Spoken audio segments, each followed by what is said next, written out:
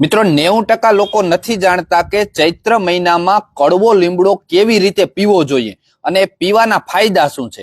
કડવો લીમડો છે ને મિત્રો 15 થી 20 દિવસ જો પીવામાં આવે ને તો એ લોહીનું શુદ્ધિકરણ કરી નાખે છે। આ સૌથી મોટો એનો ગુણ છે। લોહીને જો તમારે શુદ્ધ કરવું હોય ને તો આ પ્રયોગ અચૂક કરવો।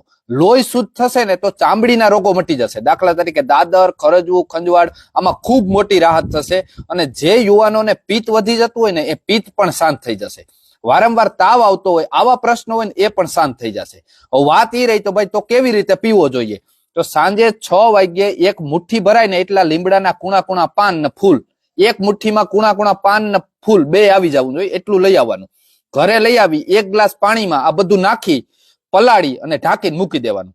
સવારે જ્યારે ઉઠો ત્યારે ઈ જે પલાળેલી વસ્તુ હોય ને એને થોડીક મસળી લેવાની, બરાબર, મસળી પછી ગાળી લેવાનું। ગાળી અને સવારમાં જ નરણા ઉઠા ભેરું એને પી જવાનું છે।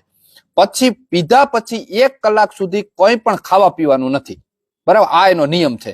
આ રીતે જો તમે પ્રયોગ કરો ને તો તમને ઉત્તમમાં ઉત્તમ રિઝલ્ટ મળશે। આ પ્રયોગ તમારે 15 થી 20 દિવસ કરવાનો છે અને તમને એમ લાગ્યું હોય કે ભાઈ ચૈત્ર મહિનો ચાલુ છે ને આ મારા મિત્રોને પણ આ વાતની જાણ કરવી જોઈએ તો આ વિડીયોને જરૂર શેર કરજો, જેથી આ બધા ગુજરાતમાં તમામ લોકોને આનો લાભ મળવો જોઈએ। એટલી આશય સાથે જય આયુર્વેદ।